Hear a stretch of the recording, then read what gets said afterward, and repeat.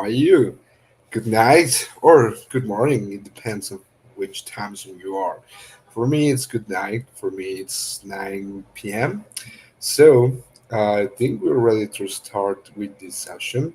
I've seen some comment here that I really enjoyed seeing. Thanks for being so participative here. Uh, Sparky's very good student says hello. Hi, Albert. Mojito Jumping says hello. Ready for takeoff into the JavaScript universe. That's amazing. Fun Size 19 says hi. Ho Joel. I think that's Jock Joel. Yeah, I hope to pronounce it right. Sorry. Says hello. Yeah, about the comment of Sparky Circuit student. Hello, everyone. Hi, Ludwig Angel 12. I have to hit refresh most of the time now to get this to work, but just for your information, the other screen is up. So, yeah, we're ready to start. Bonjour, hi, Sky. Hi. I think you're Sky, so I'll be calling you Sky now. Again, I can't recognize that. I think the word's kanji. I don't want to lie. Sorry. If you want to explain me, I'll be glad to hear in the comments. Um, but okay, let's talk about JavaScript. I think you can hear me, you can see me. Otherwise, you please leave a comment telling me to check, I don't know, the audio or something. Um, but yeah, let's continue with the JavaScript universe. This is the part three of a series of course I have planned doing to teach you the JavaScript universe. I can hear you and see you. Amazing, thank you. Um, we start the first part by exploring the language, the history, and the use cases. Why I think the language is great, the difference between other languages and even other interpretations of the language like TypeScript, right? Then we start checking some um, basic stuff like the primitive values and how the language it's constructed. What else? We checked the runtime, for example, the JavaScript engine, that it's an interpreted and just-in-type compiled language. We explain what that is, what that means, how it works internally. It was a very informative session, I think. And then we have part two, in which we explore the. Oh, yeah, I forgot on part one. We created or we started to create the mental model of JavaScript. And this mental model, again, helps you to code, to be a better programmer, not only for JavaScript, but for everything. But the mental model that we are developing for JavaScript, especially, um, tells us that JavaScript is a universe, and our code is a little planet in which our statements live. Um, and then we can point to different bodies in the universe that are these primitive values. And I mentioned that everything in JavaScript it's an object except for the values, right? For these primitive values. And then in part two, knowing that we recap on these primitive values, we check with a special function type called type, the type of these primitive values, and then we started checking how everything in JavaScript it's an object. So objects are really important here, and we are going to resume a little how sorry to retake objects to explain why one thing I was missing, that it's prototypes about these objects and the functions that are also values, sorry. So that's the recap for part two. Oh yeah, I'm missing the difference between let, var, and const. We checked that, and we explain hoisting and the difference between a regular function and an arrow function. There are different types of functions here on JavaScript. Um, and yeah, I think that's all for the second part. Now, on this part, we are going to again um, go with the expression statements, control flow, loops, equality operators, and again, I forgot to mention something very, very important, and you will like this. You will love this about the objects that are prototypes, right? So let's start. So let me start sharing. First, we have some comments here from Ashish, 227 and hello folks for the guy beyond 2024. So what year you are now? That guy is living in another year. um, so let me start sharing my screen.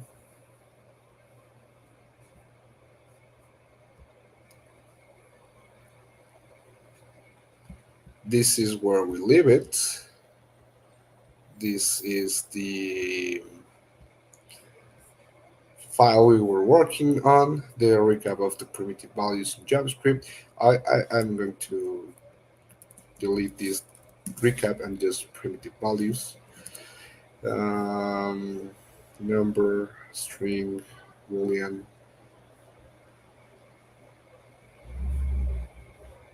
undefined, null, symbol, big. I'm going to write another thing here to help you. I'm going to share this file at the end of all, and I want to add something that variables are not values. Variables are wires.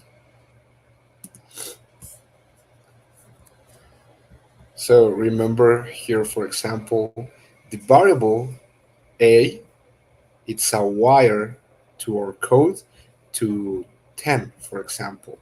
The variable person, it's a wire to the object. Person 2, it's to the object, and etc. Right? So objects and function. This was an object. Who am I? We explain these, which is very important. Another thing, I think these and the prototype are the two of the biggest things here to explain about objects. What else? The uh, function with an arrow function, function being regular, and anonymous function. This is a function without name, and we can also do that for arrow functions. Um, the way an arrow function can be done, it's this anonymous. So console.log arrow function anonymous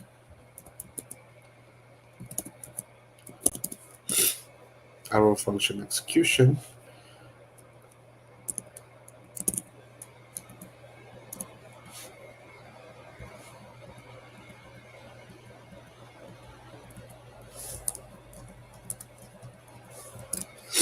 Yeah, here. Um, let's run this to see the output.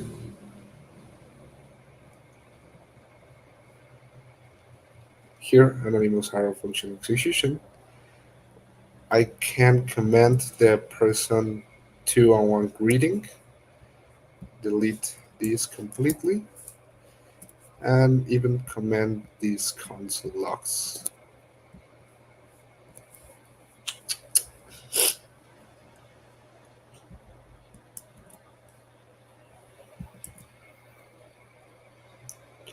Okay, now prototypes.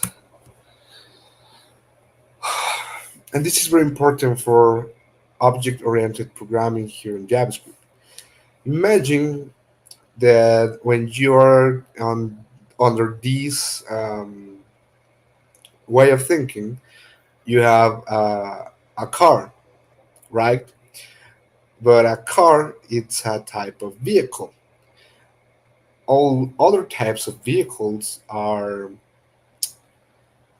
rockets, for example, and bicycles, for example.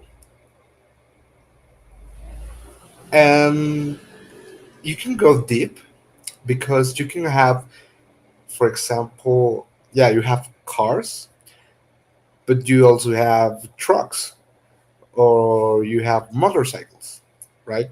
So you have vehicles as a first object, like the parent object, right? So that's, well, classes is another thing, thanks to the suggestion of JavaScript, well, of Copilot here. Um, but let's start with prototype. Let's create an object called vehicle,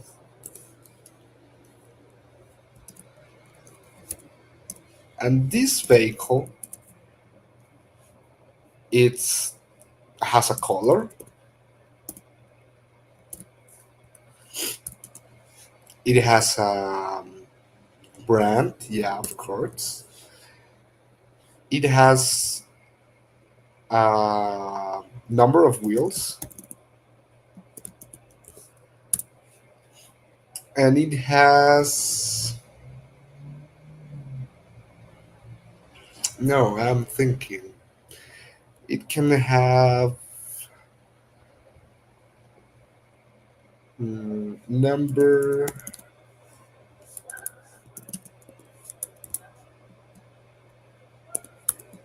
of passengers. Okay, great. And then you have a car that it's this has,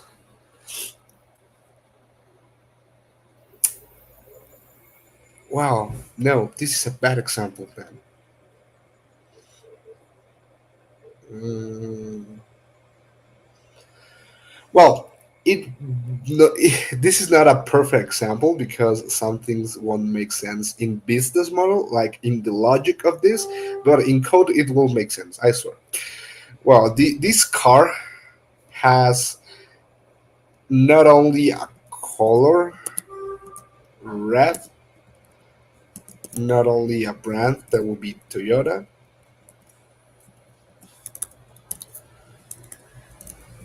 not only number of wheels that will be four, and not only a number of passengers that will be five, but this also has um,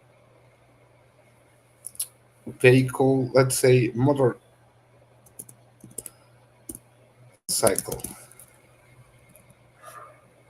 This is not a word. Yeah, it's motorcycle. Sorry. Um, and this will have number of wheels, of passengers, two maximum, number of wheels two, color black, brand Harley Davidson, and this will also have a question. So we don't create like a class. First, we trust. Well, we will get to the classes. Don't worry. Model number. No, actually, what I want is something that a motorcycle has that vehicle doesn't have. Um, that what could be it? I'm thinking.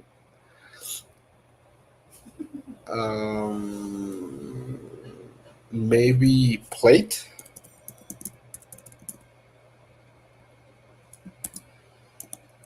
number, and this will be 1 to 3, right? So the vehicle, indeed, What vehicles do always have? Oh, that could be it. I know this doesn't work like that, but mother or model, no. What could be it? Well, yeah, true. Oh, yeah. Motor type, combustion. Yeah, that makes sense. Uh, yeah, thanks, Copilot. What else? I'm thinking of gas, regular. Amazing. Yeah, this vehicle has a motor type of combustion. The gas is regular. Above that, the brand we're taking, number of passengers, number of wheels, and color. Amazing. So let's return to our mental model. We are creating, um, let me make a copy of this.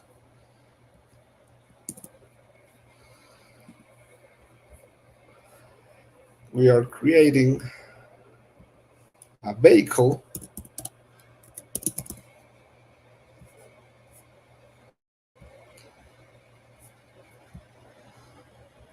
and a motor cycle.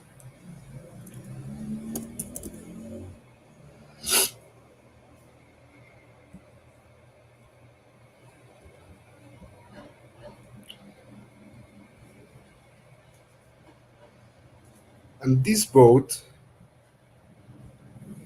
points to objects,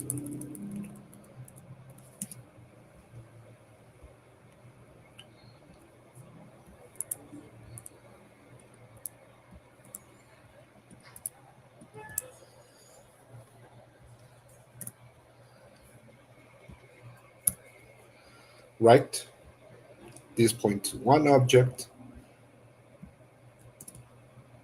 and this other points to another different object. That's what it happened, right? So we declare this object to be vehicle, and we declare motorcycle. Sorry, this object to be motorcycle. So then, what happened when I do console.log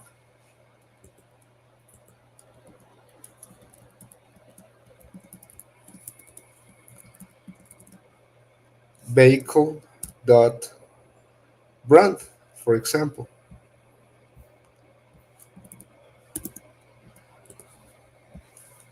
and when we do motorcycle.brand, what we expect here it's Toyota, and what we expect here it's Harley Davidson, right? Because each one of these has their own property called brand,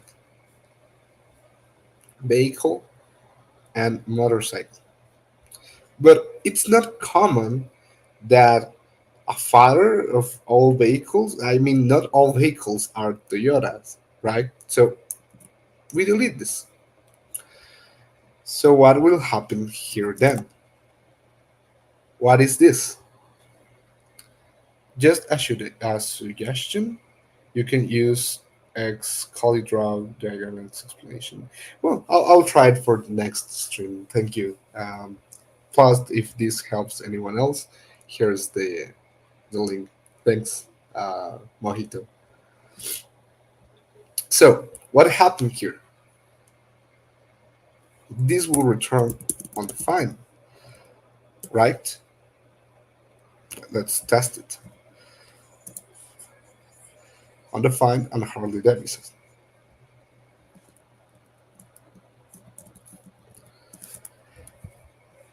But what happens then when we well sorry color, it's another thing that it's not common for all vehicles to have. Not all vehicles are red, so we can delete this. It's common that many vehicles um, are well, how to say it, have four wheels, sorry, and have five passengers, but I don't know, it doesn't make sense for all, so we can delete them too. If it is a motor vehicle, it makes sense that the motor type is combustion and the gas is regular. We can think that of a farther or of, as a further element. The motorcycle has the color, the brand, the number of passengers, the number of wheels, and number of plates. But what happens if we ask for vehicle gas, for example? It will give us regular. But if we ask for motorcycle gas, what will happen here? This again will be undefined. Actually, it throws an error. Vehicle. Oh yeah, this doesn't exist anymore. This is motor vehicle, right? Yeah, undefined.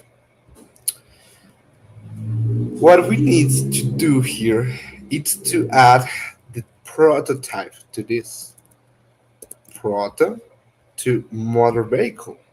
So in this case, this will give us the motor, the regular thing.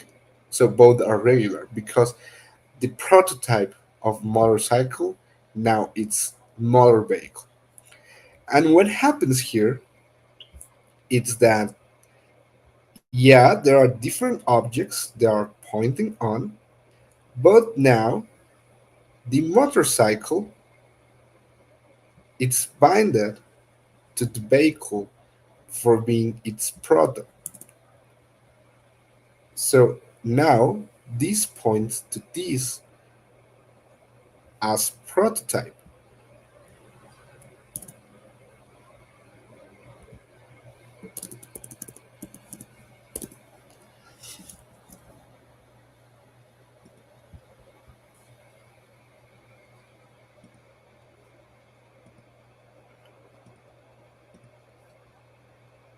Mm, mm, mm.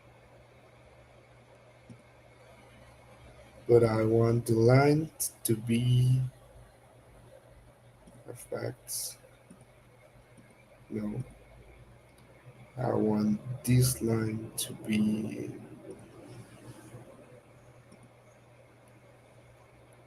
sure.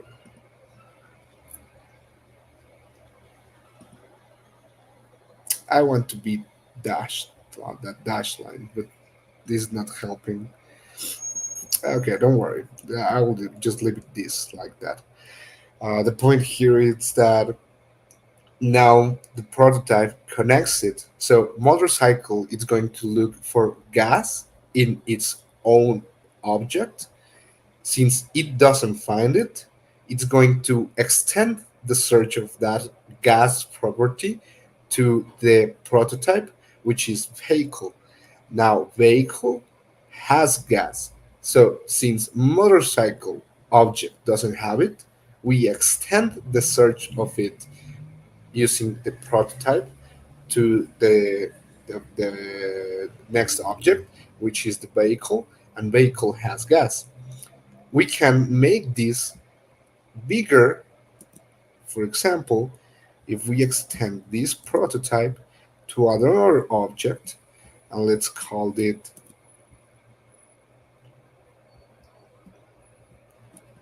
um, what can this be? This is vehicle, so this can be. Oh, this is a motor, right? Vehicle. So this can be just vehicle.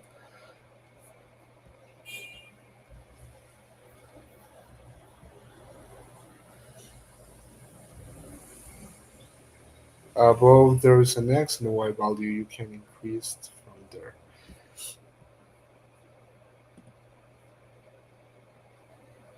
No, but I mean, I wanted to be dashed like that dash line. Um, Appearance, maybe? No. Well, it doesn't matter. And this will be like this. Let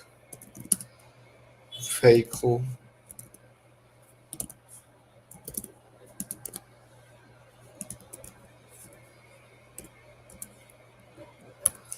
and what does all vehicles have can be all vehicles are material. Let's say the material of this is metal, right? So if we look for the motorcycle metal material, sorry, what will happen?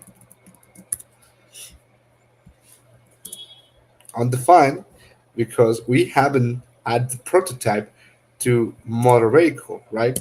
So we have the proto vehicle and material. Now, if we run this, the material is metal, right?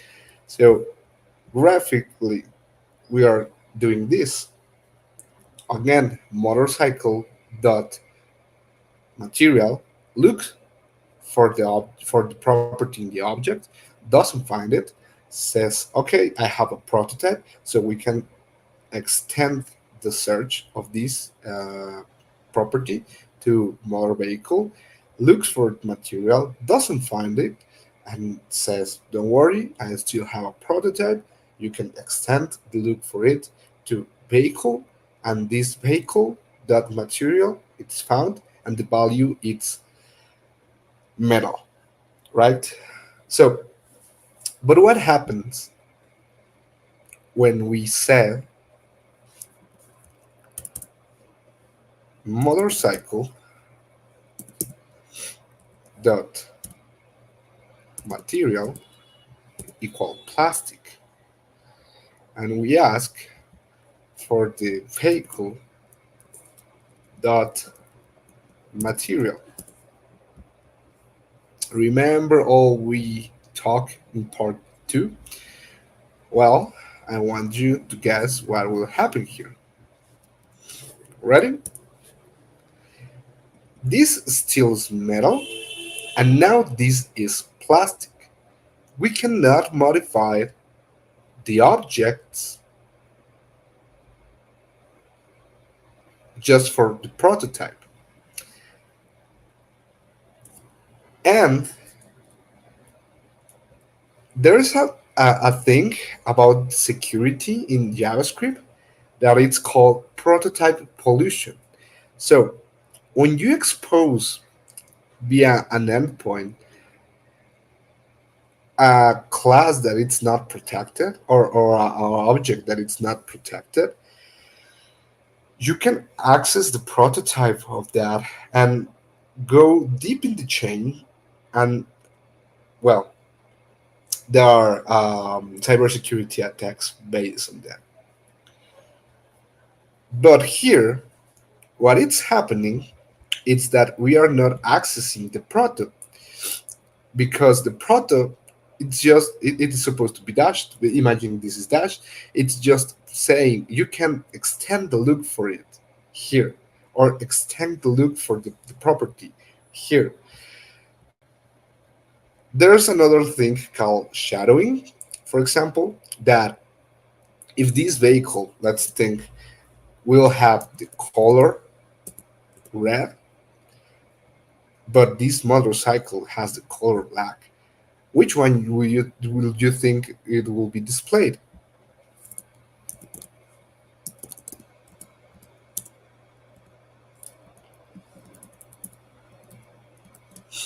Vehicle, that color, and motor vehicle, that color.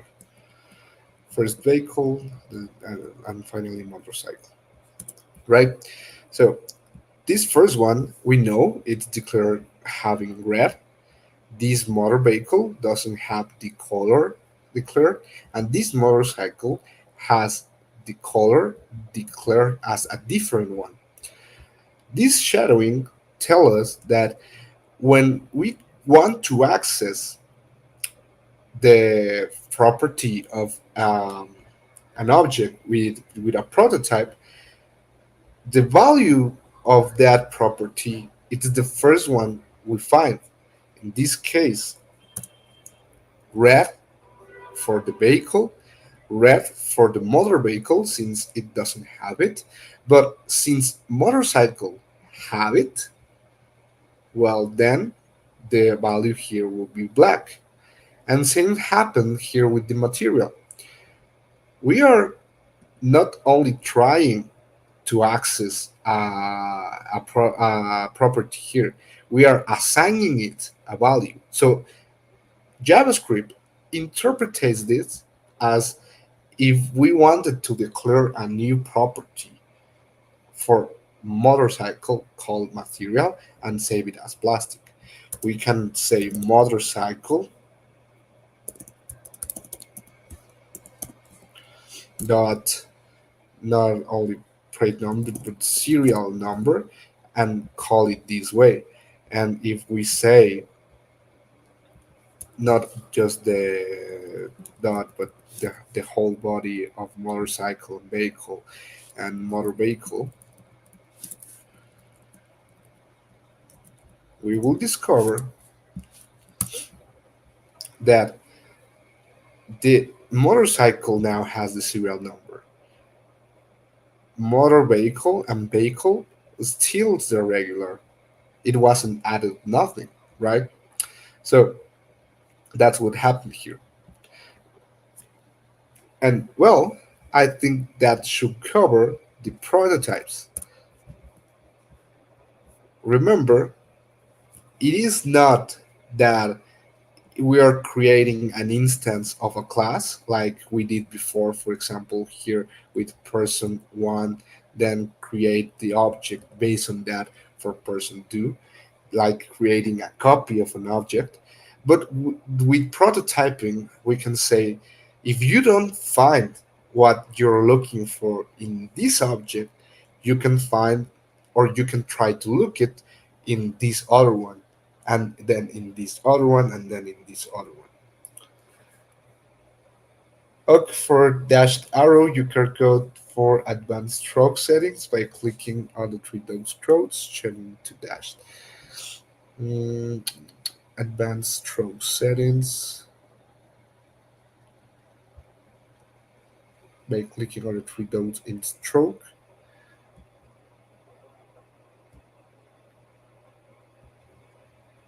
However,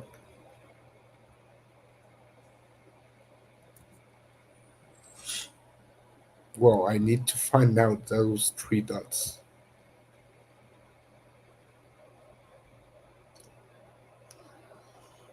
Then change it to solid dash. Where are those three dots?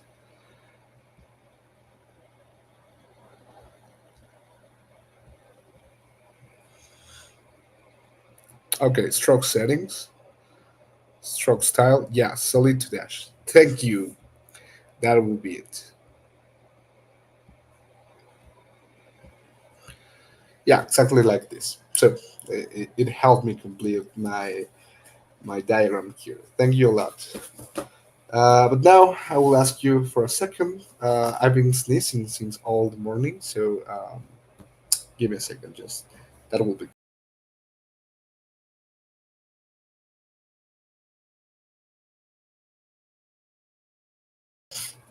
great.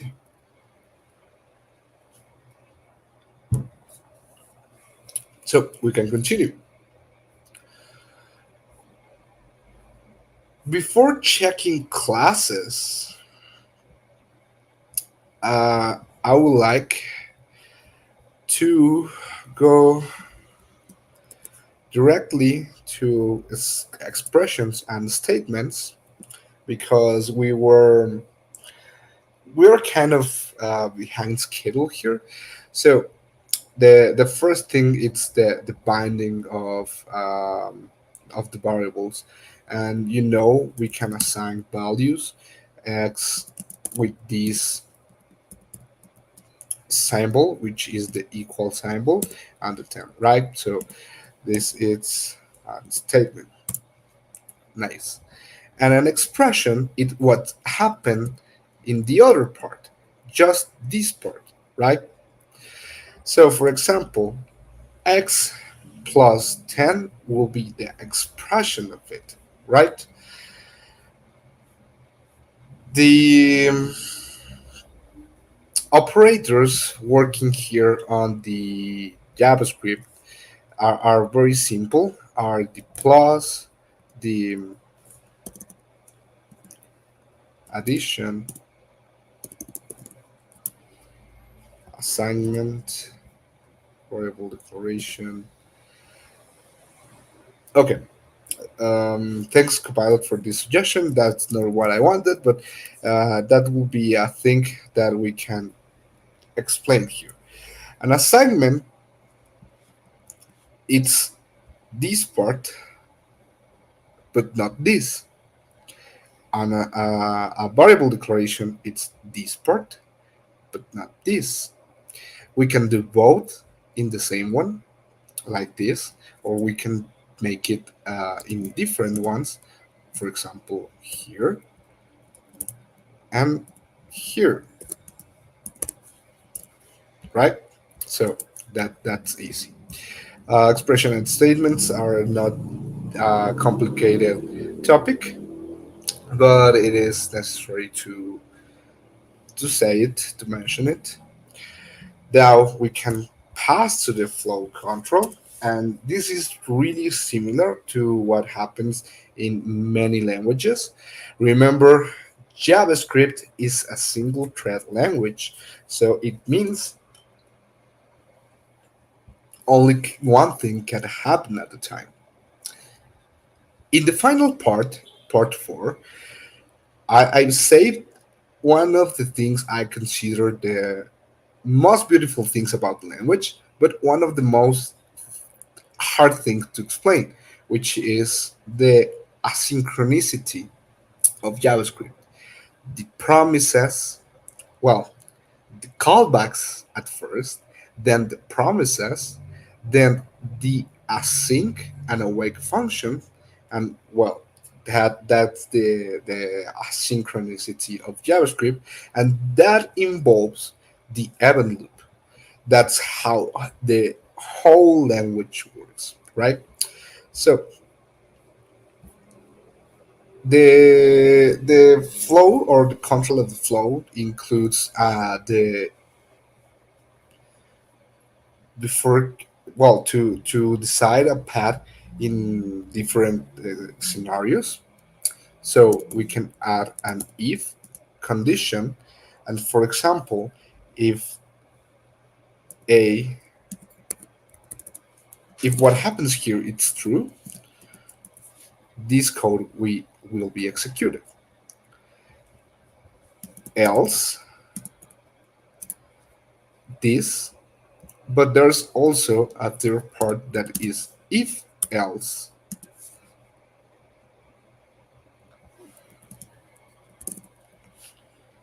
and just the else. So let's say we have a condition variable, and this is 5. Well, if the condition variable is less than 10, we are going to display condition is less than 10. If else the condition variable it's less than 5, well, no, in this case it's less than 20, then the condition is less than 20. Else console log, we are for sure the condition is greater than 20, right?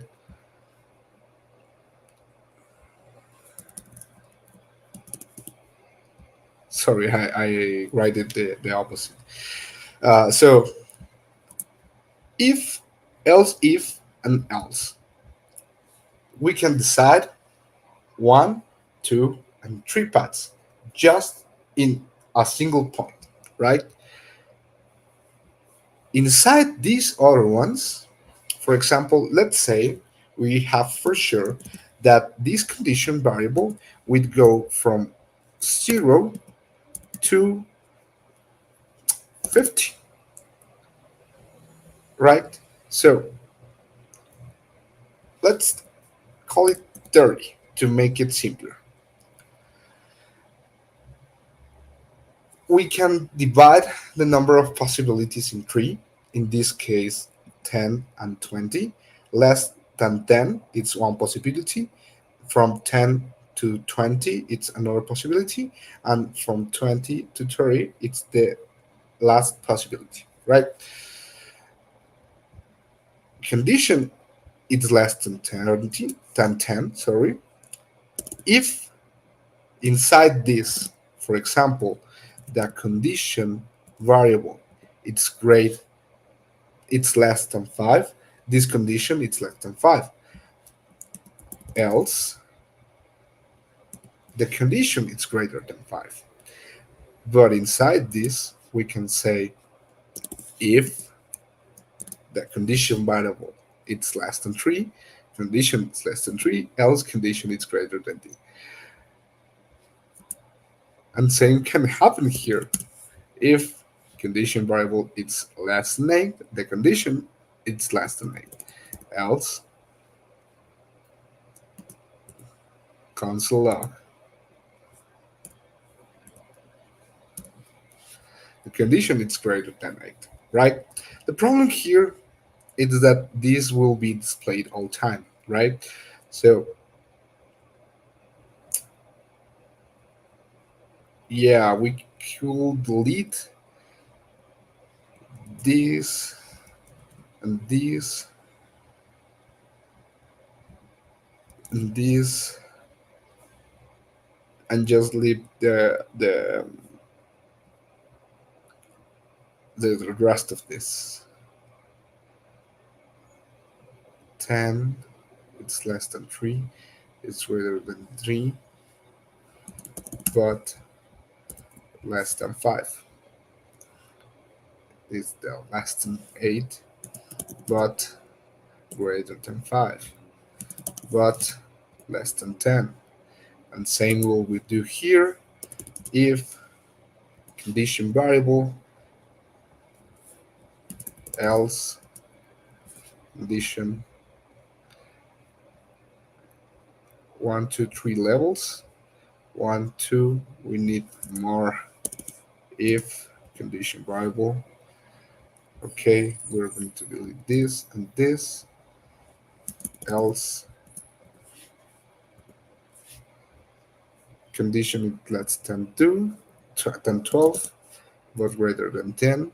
It's greater than 12, but less than 15.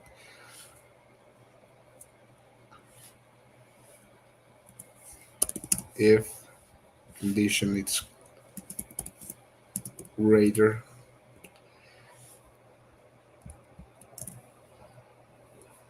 condition it's less than 18 but greater than 15, condition it's greater than 18 but less than 20. Amazing. I'm going for the last if condition variable else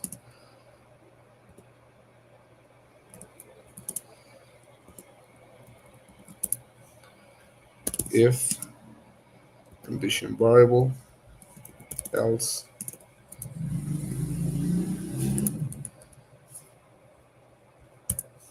if condition variable else.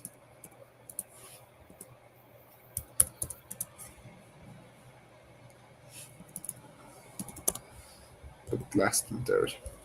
Amazing, amazing. Um, Amazing. 25 to 30, 20 to 25, 20 to 15, 15 to 10, 10 to 5, and 5 to 3.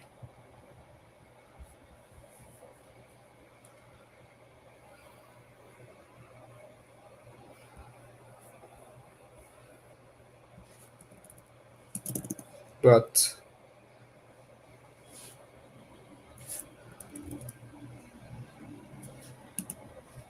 greater than 0. So in this case, from 1 to 29. And we can make this funnier, saying math dot random, and well, let's ask make this a random number from 1 to 29.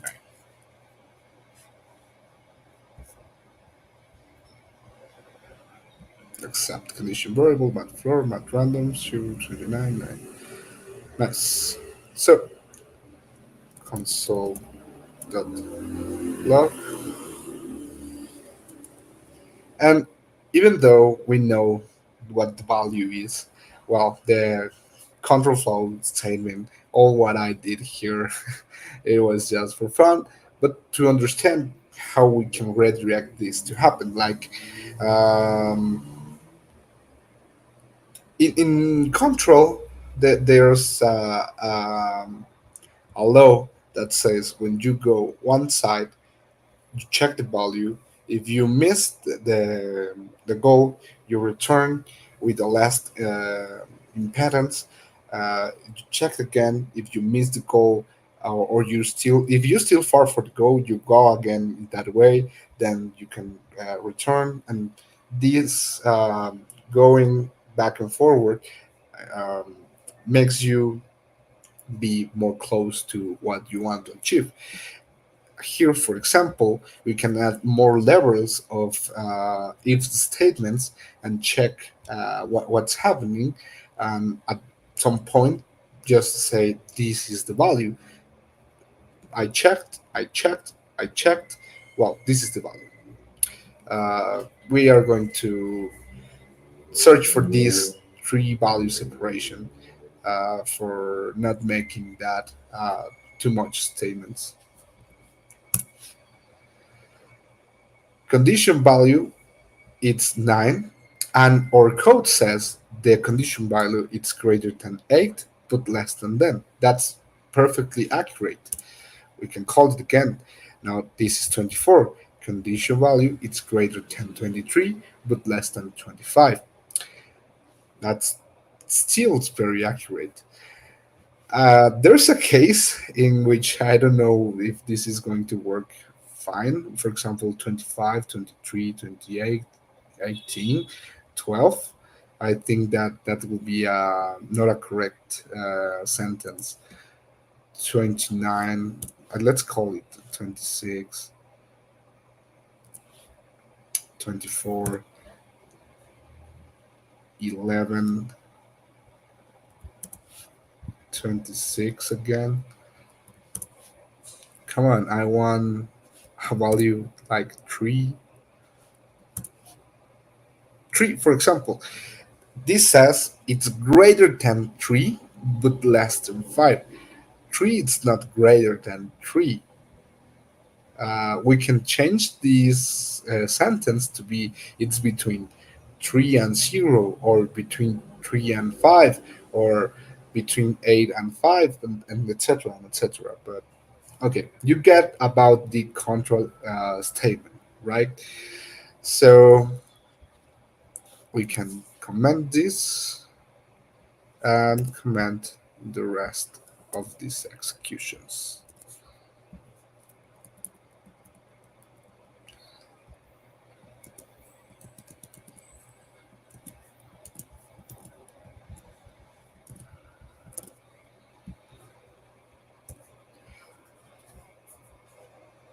You may be wondering, there's only three cases that we can do.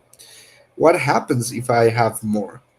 Well, the beautiful JavaScript has something that it's the switch statement.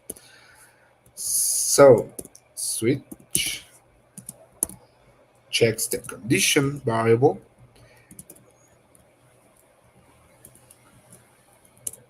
and adds a case in which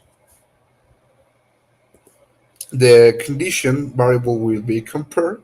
So in case the condition variable it's 1, the console log will be condition it's 1, and then it can break. The case it's 2, condition it's 2, and it can break. In case it's 3, condition says it's 3. Case is 4 and 5 and 6 and so on and so on and so on. So in this case, we are not going to add the 30 cases this can be, but what we are going to do it's a generic scenario that it's called default. So the condition it's not 1, 2, 3, 4, or 5, so it's bigger than that, right? Um,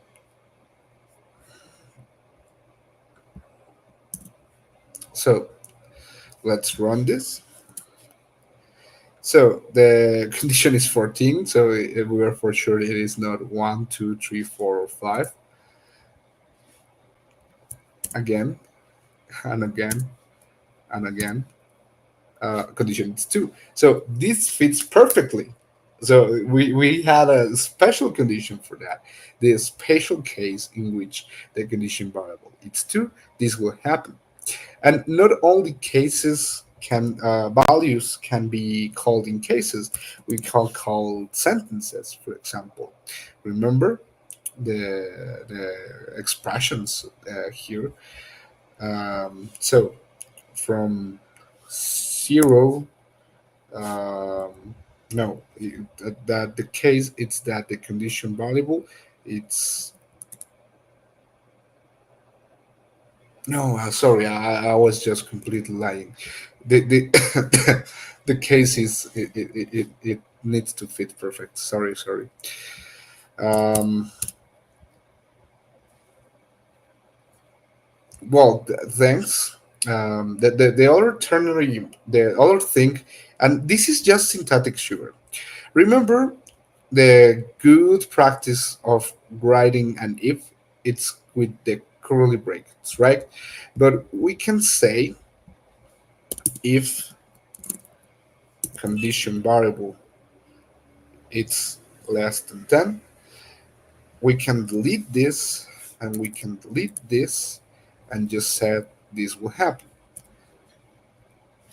right? So let's run this to see if this happens. Condition variable it's less than 10 because this happened, right? So let's try to run it again and hope for a number that it's bigger than 10. So in this case, the condition was not fulfilled, so this didn't happen.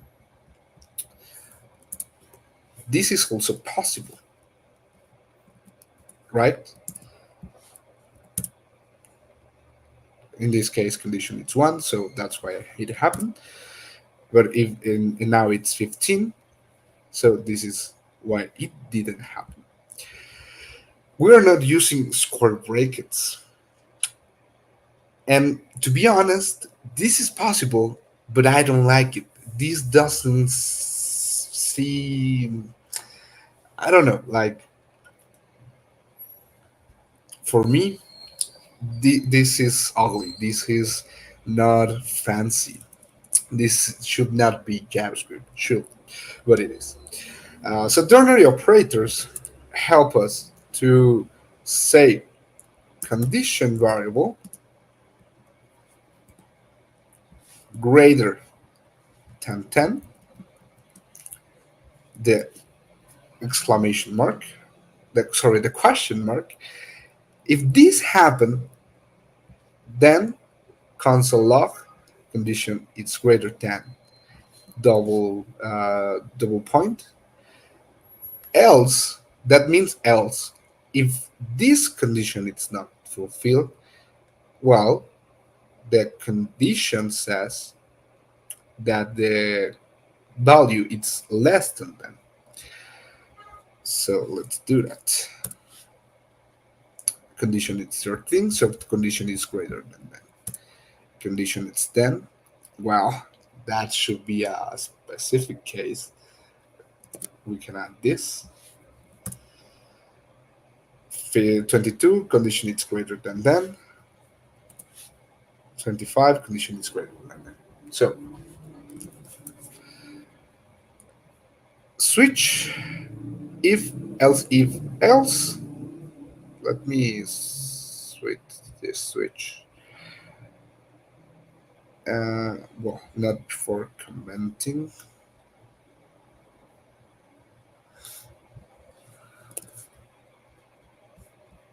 All of these console logs.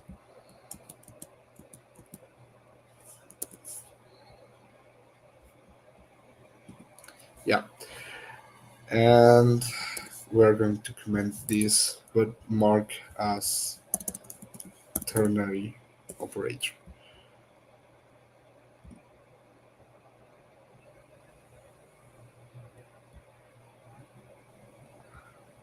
Ternary, sorry. And for flow control, let me check. I'm not missing. Okay, I think I am not missing anything.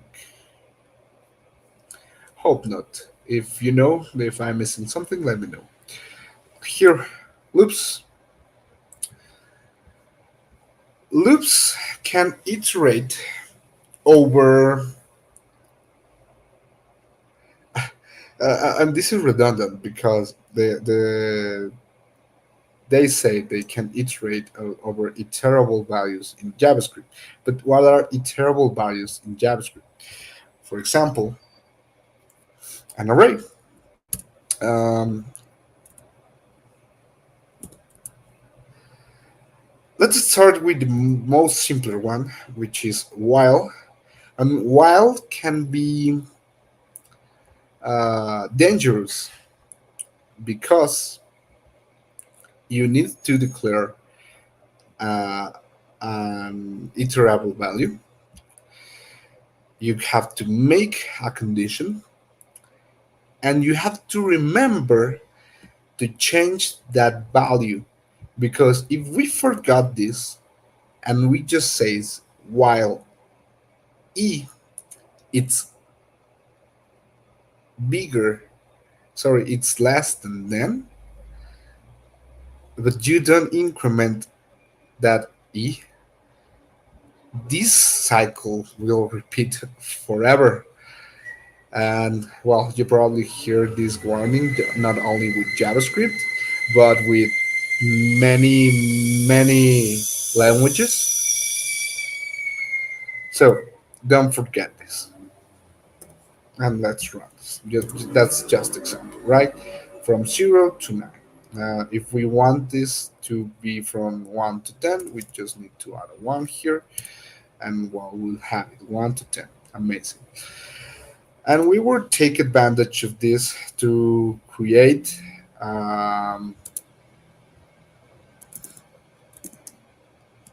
array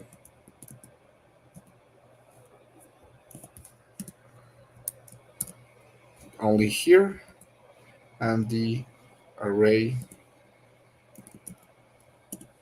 will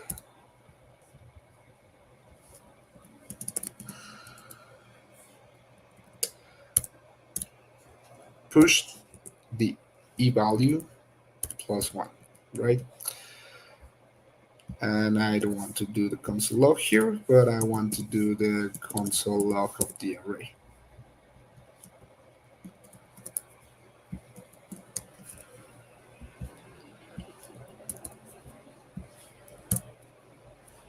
Nice.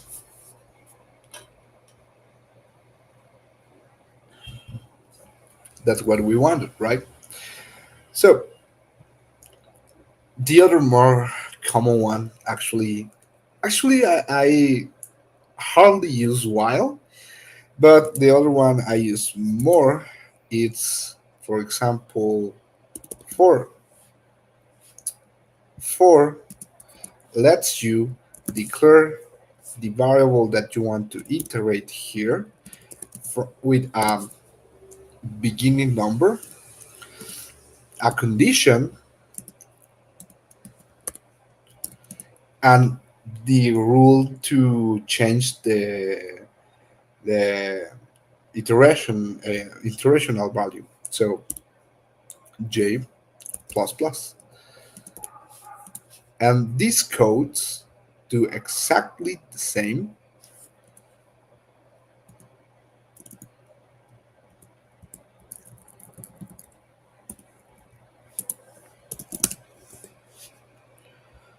but with this one we don't need to worry that will be an, well, unless we really screw up, but that this won't be an eternal loop, right? It can be a really big loop, but not eternal. For example, I don't know, like this. It's taking its time, but finally, here it is.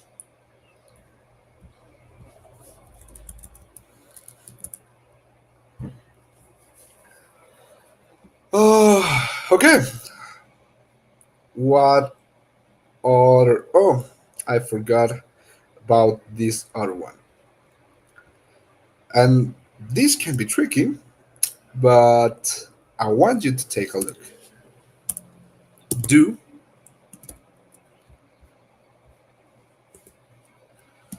while.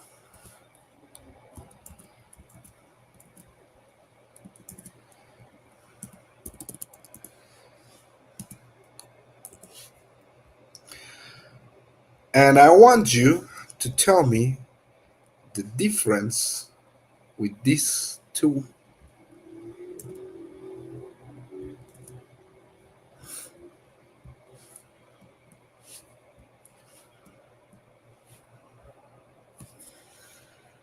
I hear you in the comments. No gases? Well, imagine that this while has a condition like this. Well, let's leave the condition exactly as it is. But this let starts with 10. And this has another let that is L, and this also starts with 10, J, sorry, L, L, and L, right? Will this happen? Well, we need to see the first array.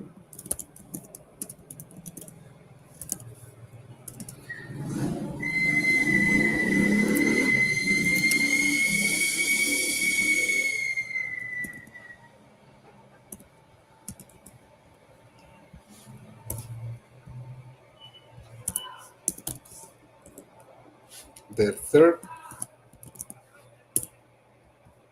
array, array, and well, we know this will happen, right? But does this fulfill the condition?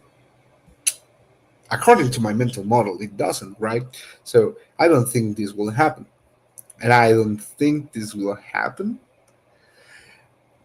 Or while we won't activate at all if the condition is never true. Do always execute at least once. Yeah, exactly. You got it. Do while will always runs once. Exactly. You get it completely fine.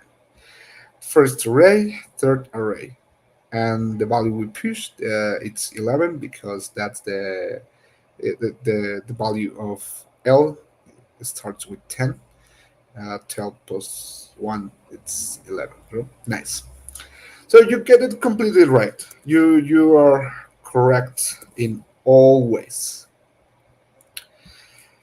But I want to take advantage of this to talk about exactly arrays, and not only arrays. Now we are talking about loops, and all objects in JavaScript has a prototype, right? And there is something that it's like the super prototype. I don't know how to call it in a better way. The object prototype, right? So let's return to the part we were before, and let's declare a let original object that will be an empty object, and this original object has a prototype, and we can inspect it using dot prot.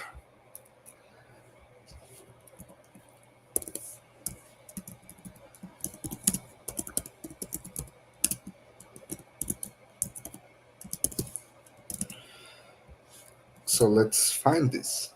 The original object is object new prototype. What happened? Well,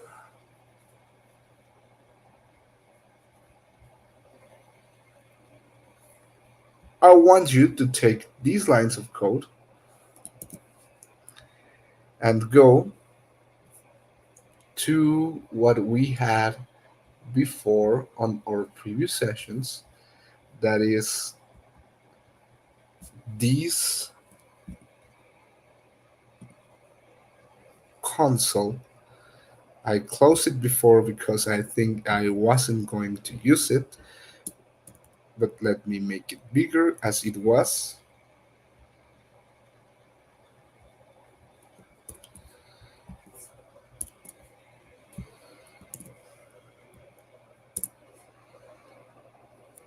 And now you can see the original object is an object that has the defined getters, defined setters, lookup getters, lookup setters, the proto. The proto has a constructor. The constructor has methods. These methods are assign, create, define, freeze, the keys, the seal, the values, set prototype of. It has on property to string value of to scale, well, a lot of methods, right? And inside these methods, maybe we can find even more prototypes, right? For example, here these have this proto in which is null, but we can go deeper. This prototype has a function, so the define getter comes for a prototype function, and this comes from a prototype, and well, that's the end of it. But let's look for the constructor. It has another prototype that is a function, and on another prototype, and it ends there. But well, you see all this prototyping. So what happened here, I am not completely sure. Object, new prototype. The original object is this correct? Slash prototype. Yeah, it was the same code. Um,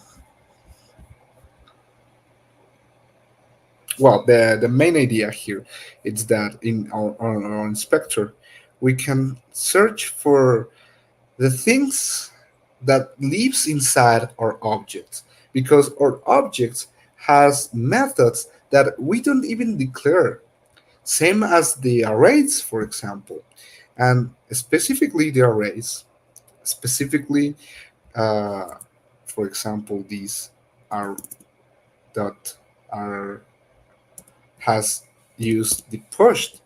Pushed is a method that we didn't declare. But once we create an array, even if it is an empty array, we can check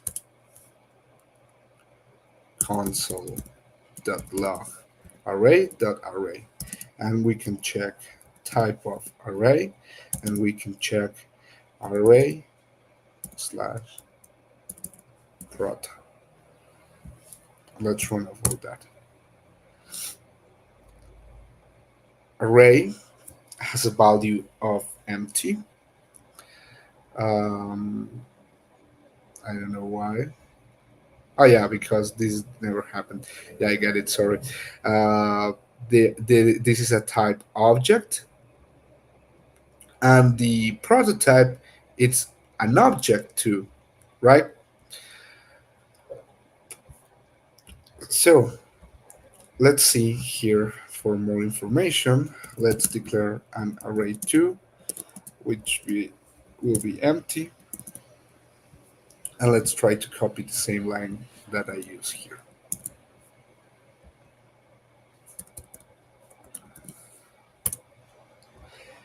The object, the array is empty, but the prototype of this, it's all of this, and we can inspect it also.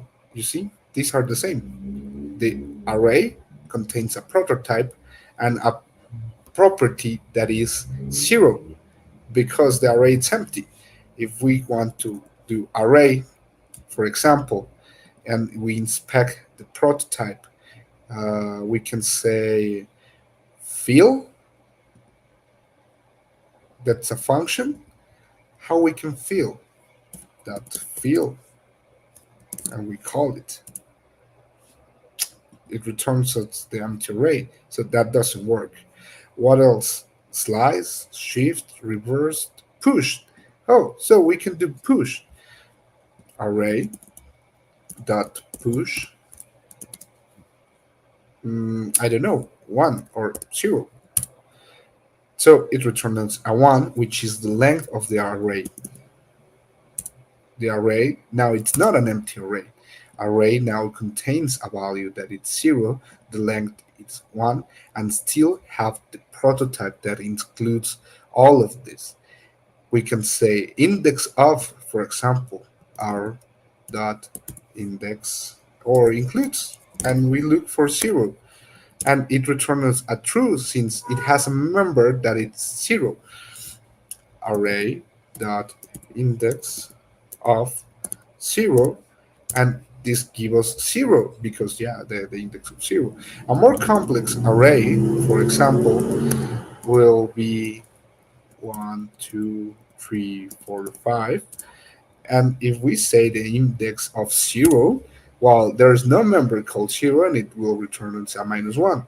The index of five, for example, it's 4, 0, 1, 2, 3, 4, or is the position of the value 5 in this array.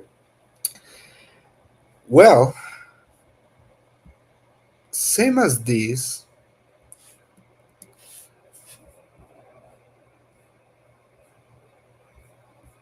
the objects has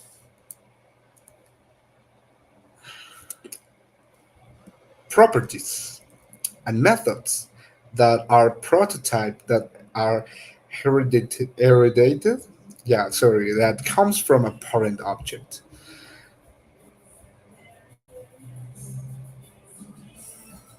I'm checking the string.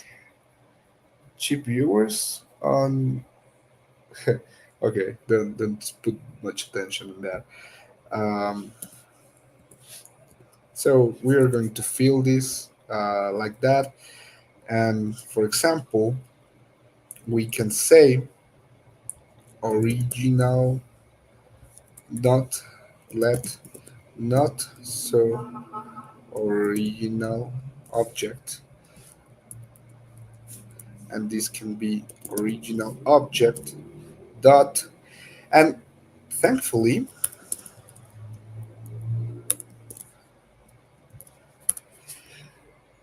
Visual Studio Code, and maybe your text editor or IDE comes with something like this, which are things that your object contains. Proto dot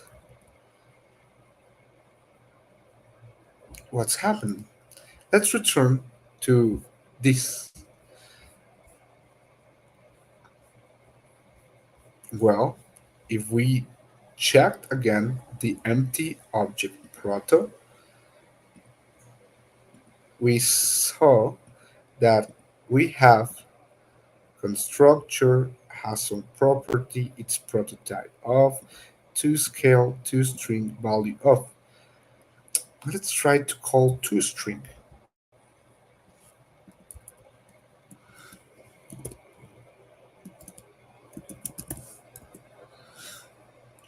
and let's see, let's console dot log what is happening here.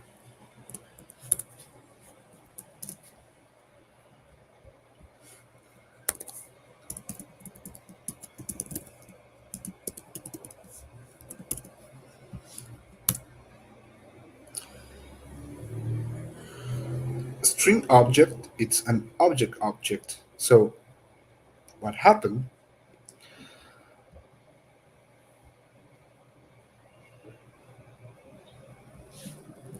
The web browser inspector actually comes really handy with this, not like the normal um, terminal. But let's do this. Redeclaration. Yeah, sorry. Um,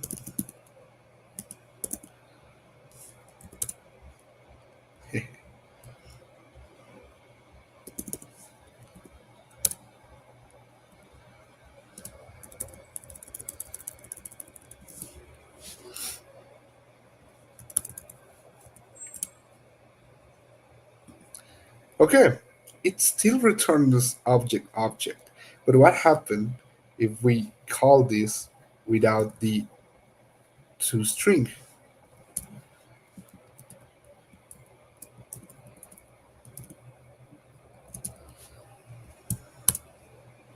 It's an object we can inspect.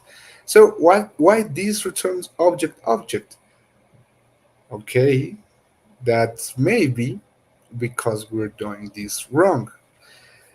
In this case, we saw that every time one array is created, it contains many properties and methods that are listed in the Mozilla Web documentation. That's a great thing. Actually, you don't need to array, for example, prototype filter. Um, Go to array directly. Here we have the list of all these constructors, static methods, static properties, instance methods. Well, everything we need to know about arrays. We don't need to console log every time we want it on a browser console and a browser inspector. That's the great news, isn't it? But for example, the standard built-in objects, the global these, net, undefined, eval, these function properties. There are called um, arrays, but there's no object like that, right? Because remember, everything in JavaScript it's an object. So in this case, what we need to do it's something more like this other thing that it's object with capital O, that's really important, dot, and now here we see all of those things that we saw before on the browser inspector, right? Object dot toString,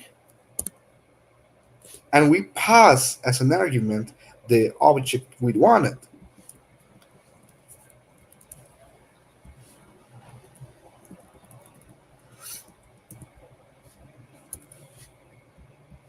And if we run this again,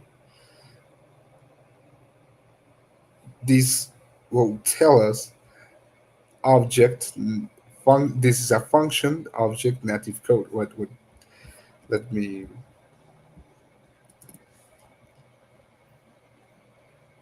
oh no, it's not declared.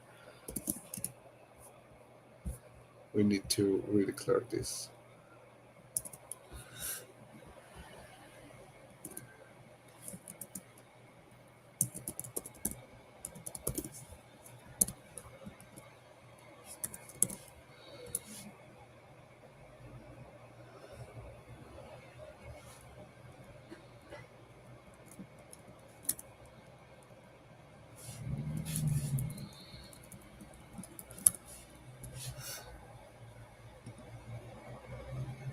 Function object.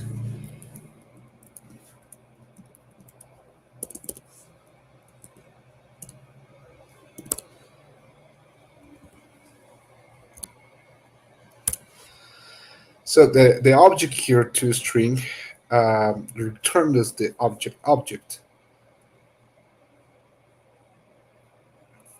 Maybe the things that happening here. I'm missing something.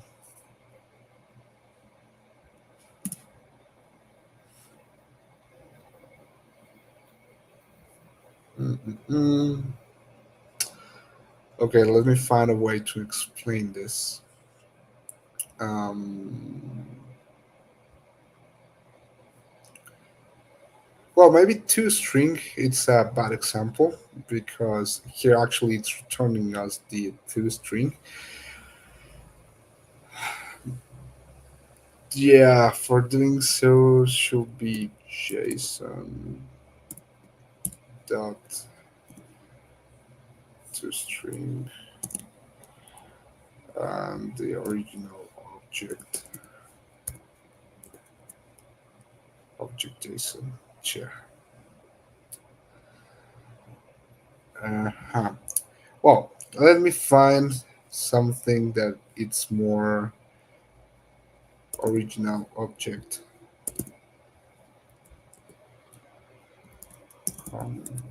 So that love original object to inspect the prototype and to find something that it's more, how to say it, um, graphical.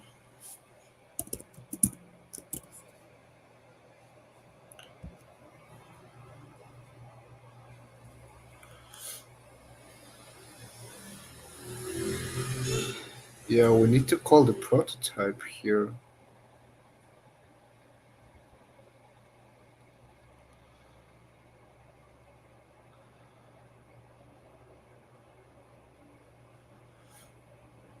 Mm, mm, mm, mm.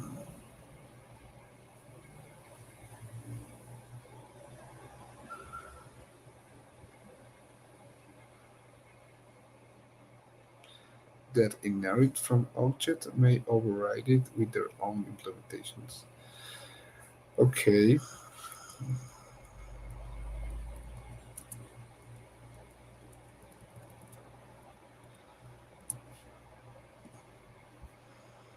so let me look for here in constructor, create, freeze. Okay, yeah, keys and values. Okay, this is more help us to explain what I want here. Object dot keys and original object.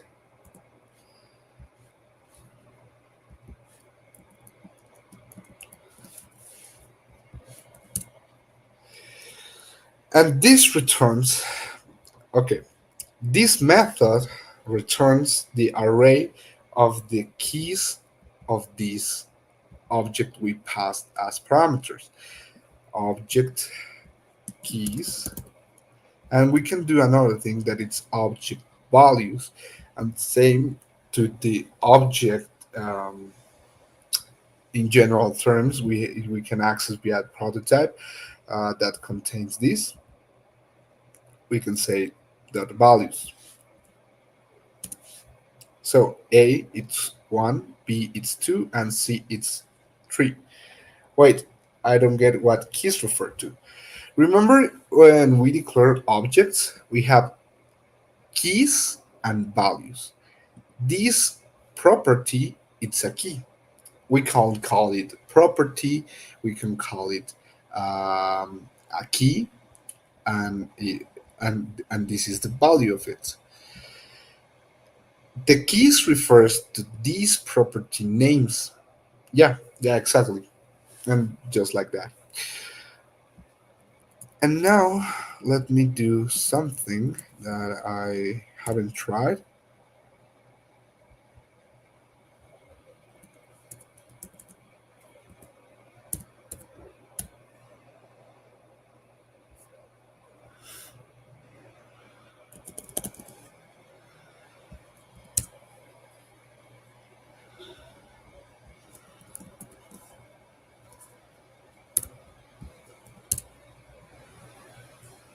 Mhm. Okay, I just wanted to check. Okay, but we can do it this way. Oh, okay, we can do it this way, right? So let me comment for you. Now again to the arrays and everything, and why we get here just to say that arrays talking about loops have something that are called for each. In this for each, we take as the common way to do this is through an arrow function, since this is really new. So, but we can do it with a regular function. The only thing we need to do is pass a callback function to this as an argument, um, and it receives the element. The function will receive the element and the index of it. So, for example, for this array that that me that it goes from numbers from 0 to 10, this for each will console log be 10 times. So the array goes from 1 to 10 again. The let me delete this. And it has the property for each. So every element by element, it will tell you the element is 1, the index is 0. The element is 2, the index is 1. The element is 3, the index is 2. And this is just because we're enumerating the positions here, but actually the position number will be this one, talking about the index. And well, these array methods comes very handy. So on this one, and this is really cool, baseline widely available right now. So you don't have to worry for being available um, in some browsers and not in others. So yeah, that's it. I recommend you to check on methods about the arrays here on this standard building objects array from the Mozilla documentation. Okay, we checked arrays, we checked control flow, ternary operation, expression stand statements, and only to we mentioned this on the very first class of this, but now I want to talk to you about something again, which is the equality operators. There are three ways to check equality in JavaScript. The first one it's the standard equality, saying with two um, equal symbols. If one it's equal to another, but this just check values. And for example, here you are seeing that one in number can be one in string. Do you think really this is going to be true?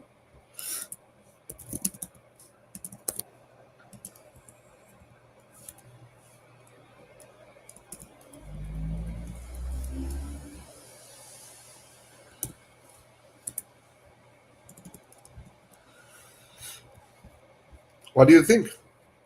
Well, let me comment this and run the terminal. Well, yeah, it was true. So, why this is true? Remember, I talked you about the types correction here in JavaScript. So, what JavaScript does, it's if we just say this comparison as a double symbol of equality. I hate the back of the globes. Um, Sorry, the thing we're comparing it's the value. So this will be true. Another thing we can do is AA, right? AA contains one in number, and this also will be true. There's the strict equality also. We can check if AA it's strictly equality to one. And what do you think? This is false because in this case, one number and one string they are not the same in type. Yes, in value it is, but in type it doesn't.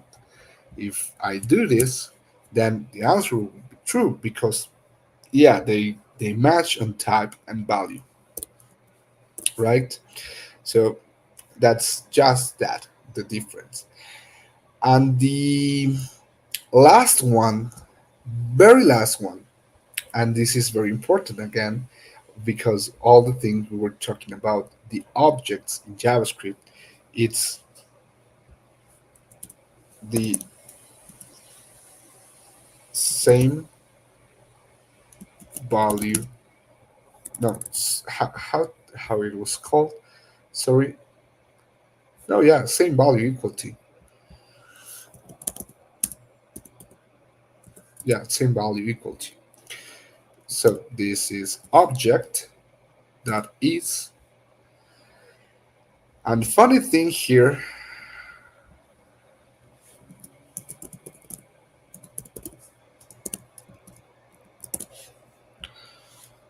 will be that it's false, right? Because one, it is not one in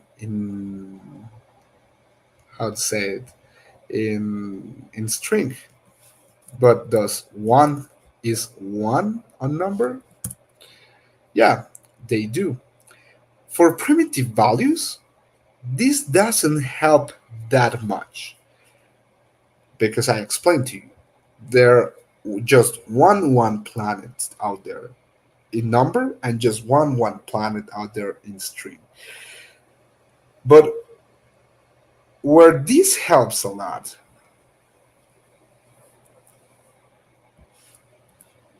it's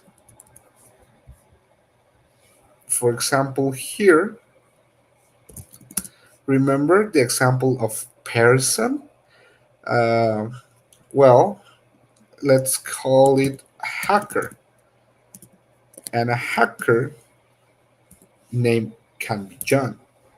But then we can have a very, very identical hacker 2 called John. These two objects may appear to be the same. The truth is that if we check if hacker 1 and hacker 2 are the same, what we have is a false because we created two different objects here. And even though if we do the same we did before, that is saying object.create, object.create hacker, this again will be false because we still are creating a new object.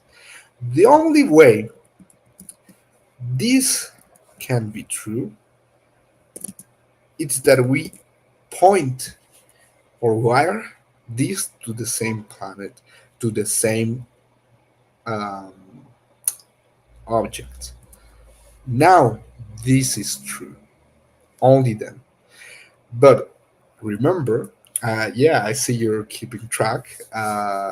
When we do this, dangerous things can happen because if we say hacker2 dot name now it's Alberto, and we do a console log of hacker1 and hacker2, we change the name of both because yes, we're pointing to the same object. Not like if we done this. In this case, John still names John and Alberto name is Alberto. It changed. But this means they are not equal. Um, and yeah, that's simple, right? That's the main idea here. So that's it for the equality. That's it for it. Um, I don't know. Have you any questions this far? Are you understanding everything I'm saying?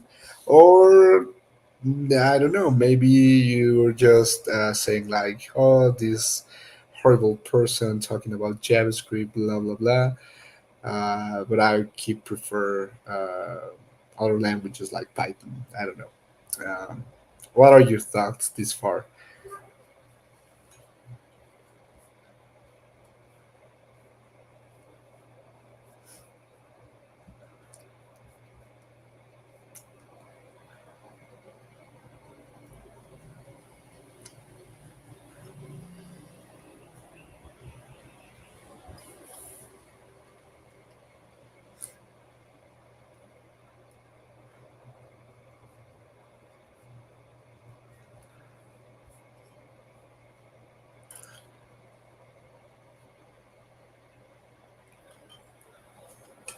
Let's.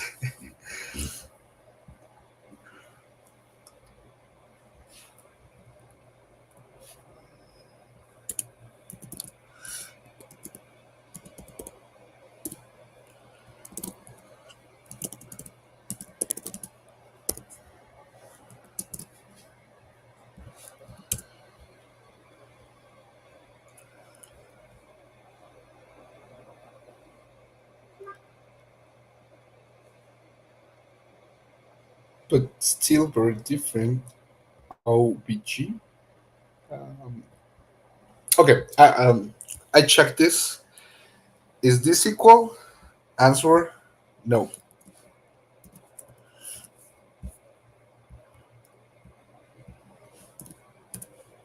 false, right? Um, but still very different. O B B. I don't get it. Sorry. Sky, right? Could you explain more? Yeah, I think it happens due to memory utilization.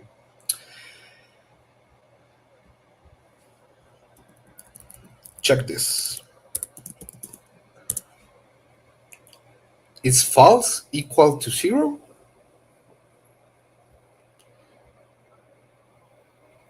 Ah, sorry. Yeah, I see the other comment now. I think it's actually more similar to Java than I thought, but still very different. Okay, obviously. Yeah, sorry, I just sighed. No, I get it. Actually, I've never done Java. Um, I, I didn't have to any time. But I'm sure it's a good language, and of course, many good languages have um, great things in common. Again, here, do you think false it's equal to zero? Do you think false it's equal to null? Do you think false it's equal to undefined? Do you think true it's equal to one?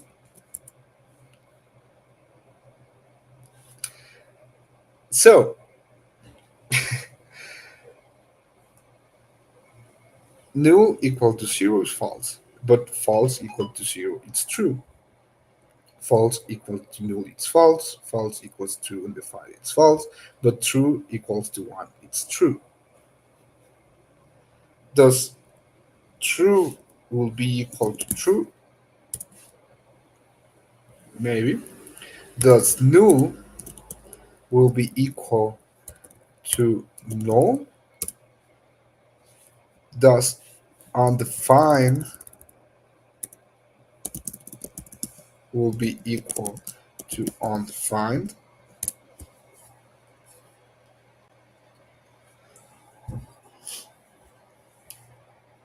I see bits of C++ and Python, even MATLAB. It's all mixing together in my head. Hmm.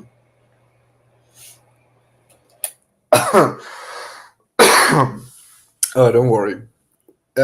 Now I see your programming language polyglot.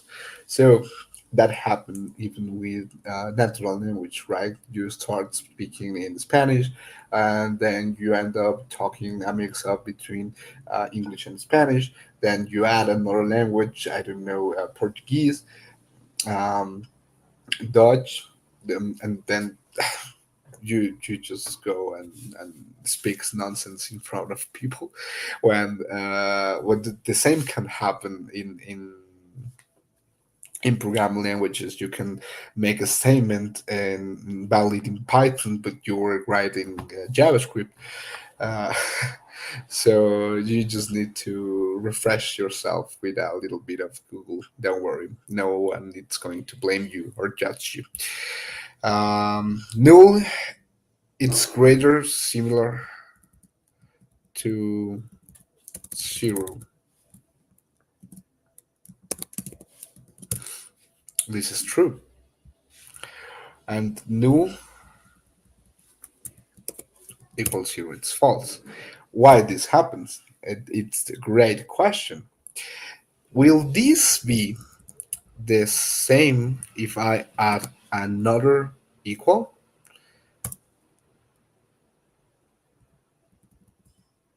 Actually, that doesn't even exist. Um, Here, sorry. Both are false. What's happening is that this checks for values only. But if you want to do this comparison, this has to be interpreted for JavaScript as another thing, not a zero, not a number, not null anymore. It has to be translated to be possible to to a number. What happens if we done that not only with null but with a string?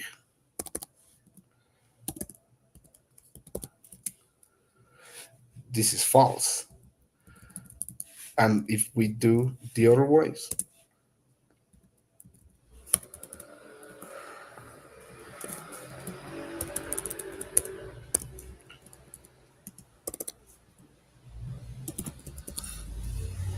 it's still false. And with null, this is still true. Well, again, the thing here is JavaScript types are the problem. We're not the problem. Again, this is not a problem. The main thing is they can do tricky things with the values.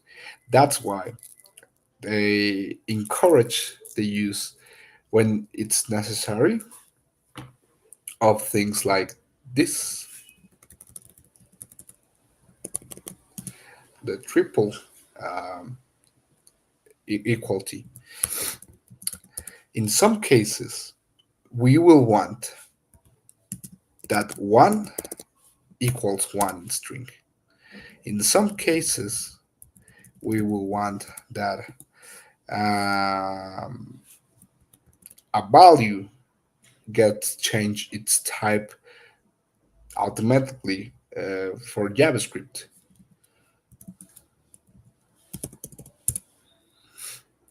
like this,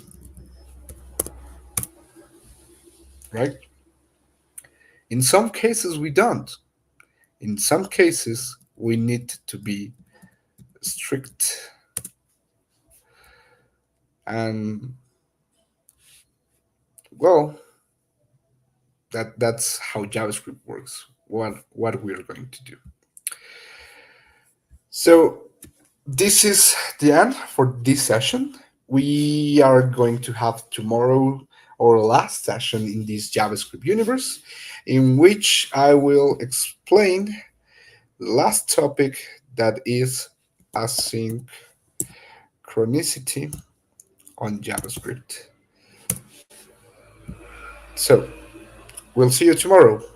Uh, Before we end, any questions to wrap up the session? Let me know. Hmm. Okay, you're saying goodbye, I think. So that's a no, and we're good to go.